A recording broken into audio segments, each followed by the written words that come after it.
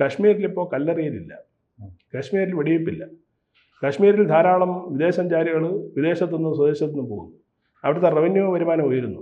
ചെറുപ്പക്കാരെ കല്ലെറിയാൻ കിട്ടുന്നില്ല, അവർക്കവിടെ തൊഴിലുണ്ട്.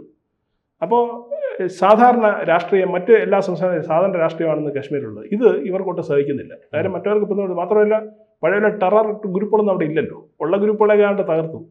ഇനി മുളച്ചു വരുന്നവരെ ഇല്ലാതാക്കാനാണ് സെക്യൂരിറ്റി ഏജൻസികൾ ശ്രമിച്ചുകൊണ്ടിരിക്കുന്നത്. ഇവർ ചെയ്യുന്നത് എന്താ? അതിന് അനുകൂലമായ ഈ നേരത്തെ പറഞ്ഞ പോലെ ഇൻഫർമേഷൻ സിസ്റ്റം വഴി അവരെ സഹായിക്കാനുള്ള ശ്രമമാണ് നടത്തിക്കൊണ്ടിരിക്കുന്നത്. ഇതാണ് കാശ്മീർ ടൈംസിൻ്റെ പശ്ചാത്തലം എന്ന് പറയുന്നത്. കേരളത്തിലേക്ക് വന്നു കഴിഞ്ഞാൽ കേരളത്തിലെ മാധ്യമങ്ങൾ ഇവിടെ വലിയ തീവ്രവാദം, അവിടുത്തെ തീവ്രവാദമല്ല ഇവിടെ ഉള്ളത്. ഇവിടെയുള്ള മതം മാറ്റ തീവ്രവാദവും ഐസിസ്, പിന്നെന്താണ് ജമാഅത്തെ ഇസ്ലാമി, PFI ഇങ്ങനെയൊക്കെയുള്ള സമയമാണ് ഇവിടെ ഉള്ളത്. ഇവരെ ഉൽപാദനമാണ്. അതെ അതെ, തീർച്ചയായിട്ടും പൊട്ടിത്തെറി. ഇവിടെ ആസൂത്രണമാണ് മെയിനായിട്ട് കേരളത്തിൽ നടക്കുന്നത്.